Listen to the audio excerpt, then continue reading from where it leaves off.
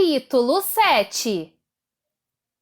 Um bocado de coisas aconteceu naquele dia depois que o relógio bateu 3 horas e cada nada bom ecoou por todo o imenso e desconcertante mundo do Hotel Desenlace. No 9º andar, uma mulher foi subitamente reconhecida por uma química e as duas tiveram um ataque de riso. No subsolo, uma estranha visão foi relatada por um homem ambidestro que falava em um walkie-talkie. No 6º andar, uma das governantas tirou o disfarce e abriu um buraco atrás de um vaso ornamental a fim de examinar os cabos que mantinham um dos elevadores no lugar, enquanto ouvia o som longínquo de uma canção muito irritante vindo de um quarto logo acima. No quarto 296, um voluntário subitamente se deu conta de que a língua hebraica deve ser lida da direita para a esquerda e não da esquerda para a direita, o que significa que ela deve ser lida da esquerda para a direita e não da direita para a esquerda no espelho. E no café localizado na sala 178, um vilão pediu açúcar no seu café e foi imediatamente atirado ao chão para que uma garçonete pudesse verificar se ele tinha uma tatuagem no tornozelo. Então, em troca de todo aquele incômodo, recebeu um pedido de desculpas e uma fatia grátis de torta de ruibarbo.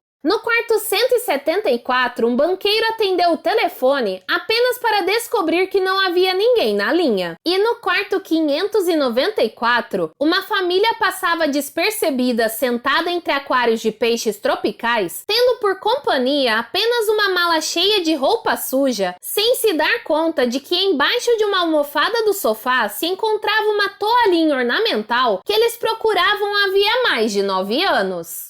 Do lado de fora do hotel, um motorista de táxi olhava para o respiro que despejava vapor no céu e se perguntava se um certo homem com as costas com formato incomum iria voltar para reclamar as malas que ainda estavam no porta-malas. Do outro lado do hotel, uma mulher de capacete de mergulho e maiô lustroso tentava enxergar o fundo escuro do mar, iluminando-o com uma lanterna através da água. No lado oposto da cidade, um longo automóvel preto conduzia uma mulher para longe do homem que ela amava. E em uma outra cidade, a quilômetros e quilômetros dos Baudelaire, 4 crianças brincavam na praia sem se dar conta de que estavam prestes a receber notícias muito assustadoras. Ainda em outra cidade, que não era nem aquela onde viveram os Baudelaire, nem a que acabo de mencionar, alguma outra pessoa ficou sabendo de alguma coisa e houve algum tipo de confusão. Ou pelo menos é o que fui levado a acreditar. A cada nada bom do relógio, enquanto de mansinho a tarde se transformava em noite, um sem número de coisas acontecia. Não apenas no imenso e desconcertante universo do Hotel Desenlace, mas também no imenso e desconcertante universo que jazia para além das suas paredes de tijolos. No entanto, os órfãos Baudelaire não pensaram em nada disso. Curiosamente, suas incumbências como concierges os mantiveram no salão pelo resto da tarde. E por essa razão, eles não tiveram mais oportunidade de se aventurar nos pequenos elevadores e observar o que quer que fosse como flaneurs, pois passaram horas levando coisas de um lado para o outro no saguão, sem nem pensar nos objetos que carregavam, nem nos hóspedes que aguardavam por eles. Tampouco na figura alta e esguia de Frank ou Ernest, que ocasionalmente passava apressada por eles, concentrado em suas próprias incumbências. À medida que a noite se aproximava e as sinetas atrás do balcão tocavam cada vez menos frequentemente, Violet, Klaus e Sunny pensavam apenas no que tinha acontecido com eles.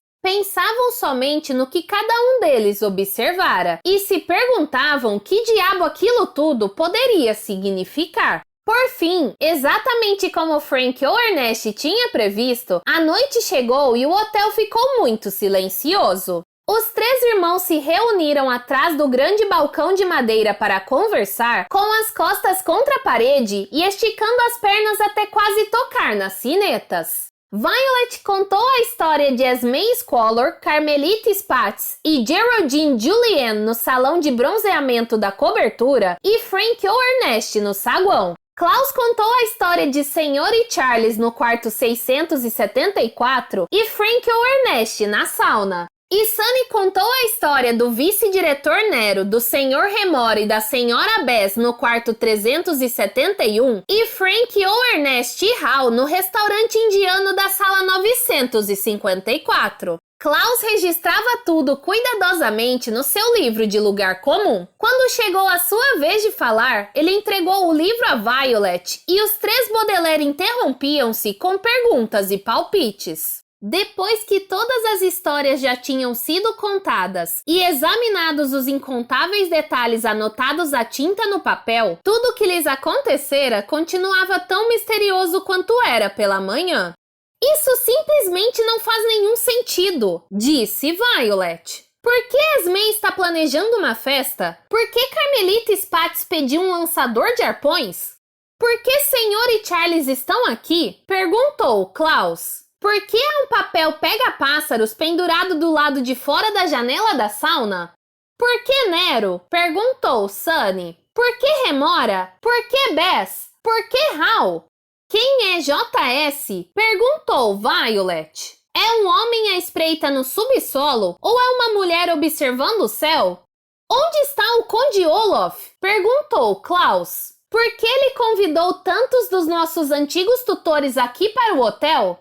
Frank Ernest, disse Sunny, e essa talvez fosse a pergunta mais misteriosa de todas. Violet, Klaus e Sunny tinham cada um deles encontrado um dos gerentes momentos antes de o relógio bater às 3 horas. Kit Snicket lhes dissera que se observassem todas as pessoas que vissem, poderiam distinguir os vilões dos voluntários. Mas os Baudelaire não sabiam qual irmão se encontrara com qual gerente, e eles simplesmente não podiam imaginar como duas pessoas podiam estar em 3 lugares ao mesmo tempo. Os Baudelaire ponderaram sobre a situação em silêncio, quebrado apenas por um som estranho repetitivo que parecia vir de fora. Por um momento, esse som foi mais um mistério, mas os irmãos logo perceberam que era o coachar de Russ. Devia haver milhares delas vivendo nas profundezas da lagoa, e agora, com a noite, teriam vindo para a superfície e se comunicavam umas com as outras com o som gutural de sua espécie. Era um som insondável, como se o mundo natural fosse um código que os Baudelaire não pudessem decifrar. Kit disse que nem tudo iria bem, disse Violet. Ela disse que as nossas incumbências poderiam ser nobres, mas que não teríamos sucesso. É verdade, concordou Klaus. Ela disse que todas as nossas esperanças se transformariam em fumaça, e talvez ela estivesse certa. Cada um de nós observou uma história diferente, mas nenhuma das histórias faz sentido. Elefante, disse Sunny. Violet e Klaus olharam para a irmã, curiosos. Poema, disse ela. Pai! Violet e Klaus se entreolharam intrigados.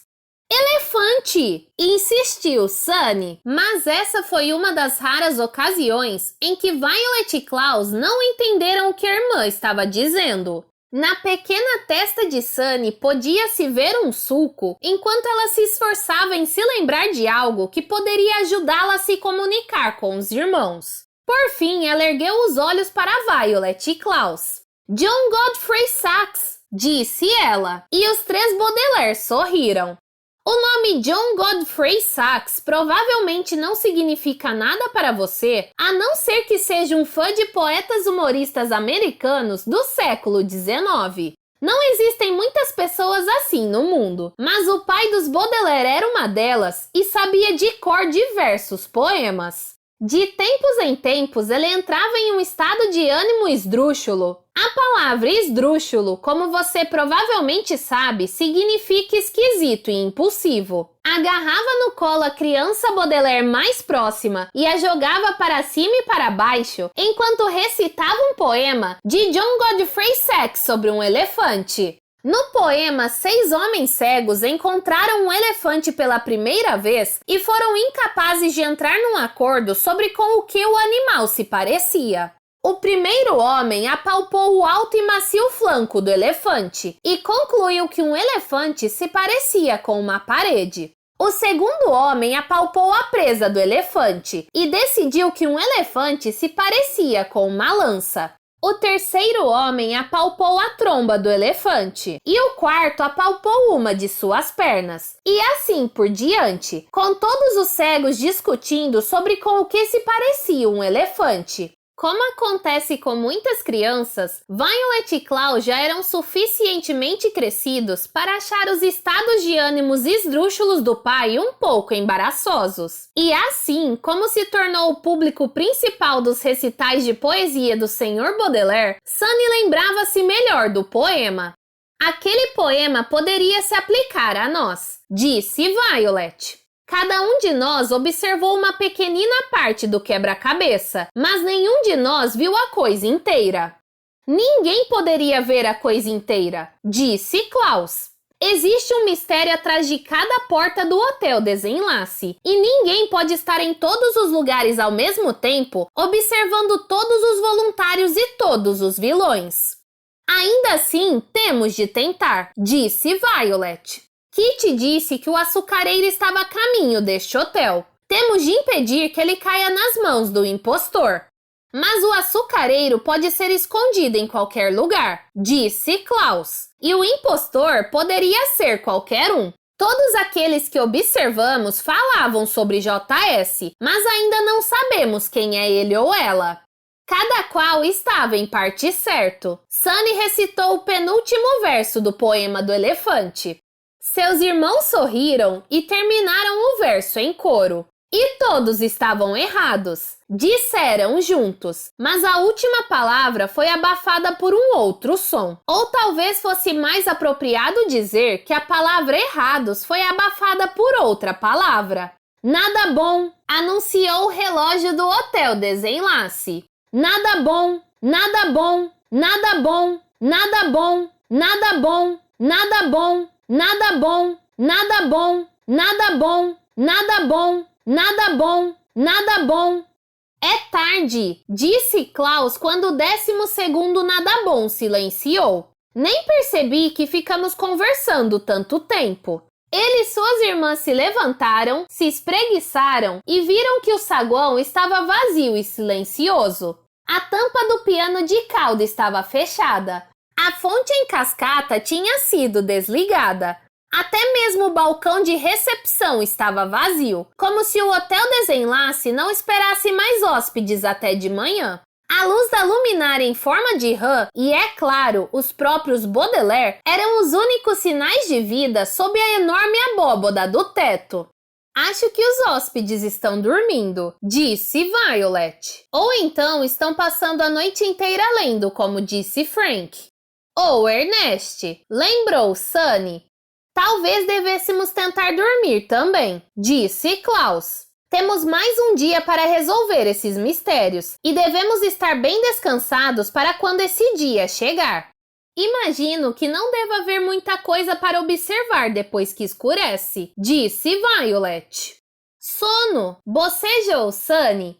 Os irmãos assentiram. Todos os três, porém, ficaram lá parados. Não parecia certo dormir quando tantos inimigos estavam à espreita no hotel, engendrando planos sinistros. Tais eventos acontecem todas as noites, e não só no Hotel Desenlace, mas em todo o mundo. E até mesmo o mais nobre dos voluntários precisa de uma soneca rápida. Uma expressão que aqui significa deitar atrás de um grande balcão de madeira e esperar que ninguém toque as sinetas dos concierges até de manhã. As crianças teriam preferido circunstâncias mais confortáveis para dormir, é claro, mas um tempo muito longo se passara desde a última vez em que essas circunstâncias estiveram disponíveis. Assim, sem mais discussões, eles deram boa noite um ao outro e Klaus estendeu a mão para apagar a luminária em forma de rã. Por um momento, as três crianças ficaram deitadas ouvindo o coachar que vinha da lagoa lá fora. Está escuro, disse Sunny. A mais jovem dos Baudelaire não tinha nenhum medo especial do escuro. Apenas sentiu vontade de mencionar isso para o caso de os irmãos estarem nervosos. Está mesmo escuro, concordou Violet com um bocejo. Com os meus óculos escuros está escuro como... O que foi mesmo que disse Kitty Snicket? tenebroso como um corvo voando em noite escura como o breu. É isso! Disse Klaus de repente. Suas irmãs ouviram-no levantar-se no escuro, e então ele tornou a acender a luminária de Han, fazendo ambas piscarem atrás dos óculos escuros. O que foi? Disse Violet. Pensei que fôssemos dormir. Como podemos dormir? Perguntou Klaus. Quando o açucareiro está sendo trazido ao hotel exatamente nesta noite? O quê? Perguntou Sunny. Como? Klaus tirou do bolso seu livro de lugar comum e folheou as anotações que fizera sobre o que os Baudelaire tinham observado. Por corvos, disse ele. Corvos? Disse Violet. Não seria a primeira vez que os corvos carregam algo de importante, disse Klaus, lembrando as irmãs dos corvos na cidade dos cultores solidários de Corvídeos que tinham trazido mensagens dos Quagmire aos Baudelaire. Era isso que Esme Squalor estava observando com os seus colimadores simplificados de clarificação. JS também, disse Sunny lembrando que Frank ou Ernest comentava sobre observar o céu. E é por isso que Carmelita Spatz me fez ir buscar um lançador de arpões, disse Violet pensativa, a fim de abater os corvos para que CSC jamais possa chegar ao açucareiro. E é por isso que Frank ou Ernest me fez pendurar papel pega-pássaros do lado de fora da janela da sauna, disse Klaus. Se os corvos forem atingidos pelo lançador de arpões, eles cairão no papel pega-pássaros, e ele saberá que a entrega não foi bem sucedida. Mas foi Frank ou Ernest que fez você pendurar o papel pega-pássaros? Perguntou Violet. Se foi Frank, então o papel pega-pássaro serviria como sinal aos voluntários de que eles foram derrotados. Se foi Ernest, então o papel pega-pássaro serviria como sinal aos vilões de que eles triunfaram. E o açucareiro? Perguntou Klaus. Os corvos vão largar o açucareiro se forem atingidos pelo arpão. Ele franziu a testa ao olhar para uma página do seu livro de lugar comum. Se os corvos deixarem cair um objeto pesado como esse, disse, ele vai cair diretamente na lagoa. Talvez não, disse Sunny. Onde mais poderia cair? Perguntou Violet. Giracíclico, disse Sunny que era o seu jeito de dizer lavanderia. Como ele iria parar na lavanderia? Perguntou Klaus. Respiro, disse Sunny. Frank disse. Ou Ernest.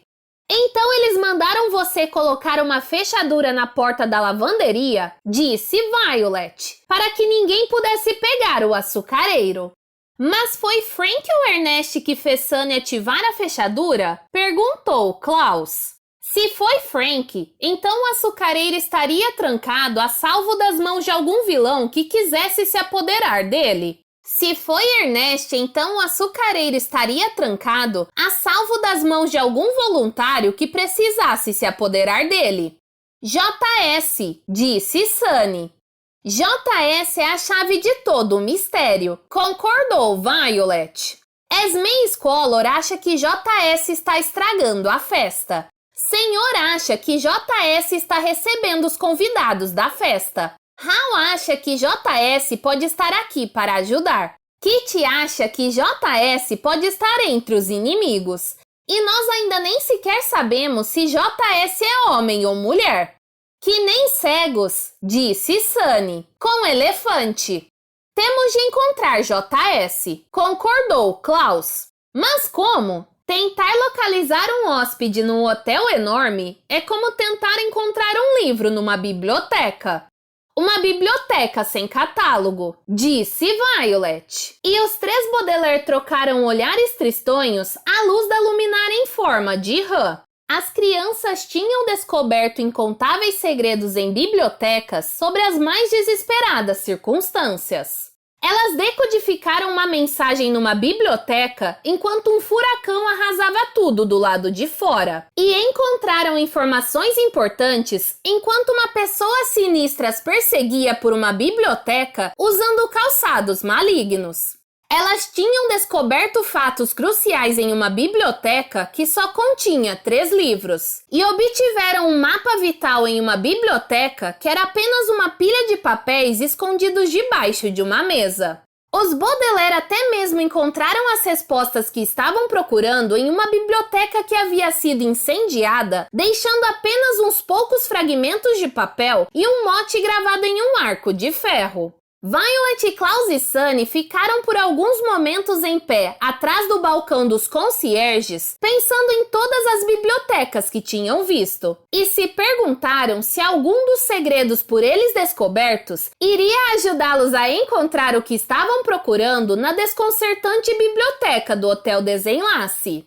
Aqui o mundo é sereno, disse Sunny recitando o mote que seus irmãos encontraram. E quando as palavras dela ecoaram no saguão, os 3 ouviram um barulho acima deles. Um silencioso arrastar de pés vindo da enorme abóbada, quase imperceptível em meio ao coachar das rãs. O arrastar de pés ficou mais alto, mas os Baudelaire não conseguiram ver nada no negrume acima de suas cabeças, que era tão tenebroso quanto um corvo voando em noite escura como breu. Violet ergueu a luminária em forma de rã o mais alto que o fio permitia, e as 3 crianças tiraram os óculos escuros. Vagamente puderam distinguir um vulto sombrio baixando do mecanismo do relógio por meio do que parecia ser uma corda grossa.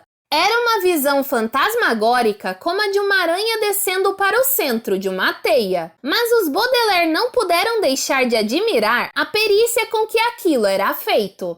Com apenas um ligeiro roçar, o vulto foi chegando cada vez mais perto, até que, finalmente, as crianças conseguiram ver que se tratava de um homem alto e muito magro, com pernas e braços se projetando em ângulos estranhos, como se fosse feito de canudinhos de refresco em vez de carne e osso. O homem descia por uma corda que ele ia desenrolando, o que é uma atividade que não recomendo. A não ser que você tenha um treinamento adequado. E infelizmente o melhor treinador fora forçado a se esconder desde que uma certa sede de operações nas montanhas fora destruída em um incêndio criminoso.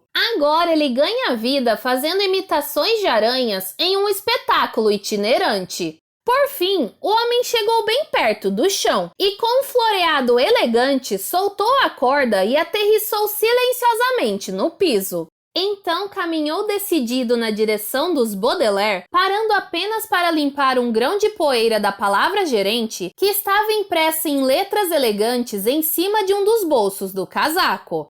Boa noite, irmãos Baudelaire, disse o homem. Perdoe-me por não ter me revelado antes, mas eu precisava ter certeza de que vocês eram quem eu pensava que fossem. Deve ter sido muito desconcertante perambular por este hotel sem um catálogo para ajudá-los. Então existe um catálogo? Perguntou Klaus. É claro que existe um catálogo, disse o homem. Vocês não pensaram que eu iria organizar este edifício inteiro de acordo com o sistema decimal Dewey e então esquecer de acrescentar um catálogo, pensaram? Mas onde está o catálogo? Perguntou Violet. O homem sorriu. Vamos lá fora, disse ele, e mostrarei a vocês. Arapuca, murmurou Sunny para os irmãos que assentiram concordando. Não vamos segui-lo, disse Violet, enquanto não soubermos se você é alguém em quem podemos confiar. O homem sorriu. Não os culpo por suspeitar, disse ele. Quando eu me encontrava com o pai de vocês, irmãos Baudelaire, nós recitávamos a obra de um poeta humorista americano do século XIX para que pudéssemos reconhecer um ao outro em nossos disfarces. Ele se deteve no meio do saguão e, com um gesto de um dos estranhos braços magrelos, começou a recitar um poema em inglês antigo. So oft in theological wars the disputants I win, ray on in other ignorance of what each others mean, and prate about an elephant not one of them has seen. As palavras dos poetas humoristas americanos do século XIX são muitas vezes desconcertantes, pois eles são propensos a usar termos como oft, que é uma abreviatura do século XIX para often, frequentemente, disputants, que se refere a pessoas que estão discutindo, win, que significa pensar, e rayon, que significa discutir durante horas a fio, do modo como você poderia fazer com um membro da família que é especialmente mandão.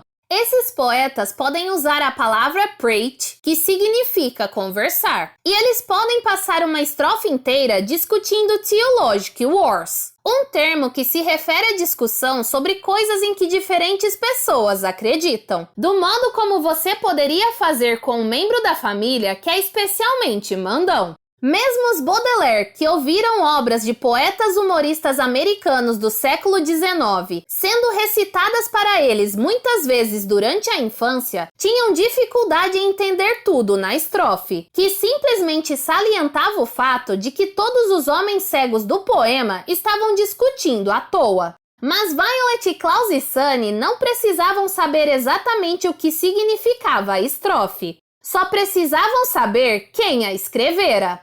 John Godfrey Saxe, disse Sunny com um sorriso. Muito bom, disse o homem, e caminhou através do piso lustroso e silencioso do saguão, puxando a corda do teto e enfiando-a no cinto. E quem é você? Perguntou Violet. Você não consegue adivinhar? Perguntou o homem, dando uma parada na grande entrada curva. Os Baudelaire se apressaram para alcançá-lo enquanto ele se virava para sair do hotel. Frank, disse Klaus.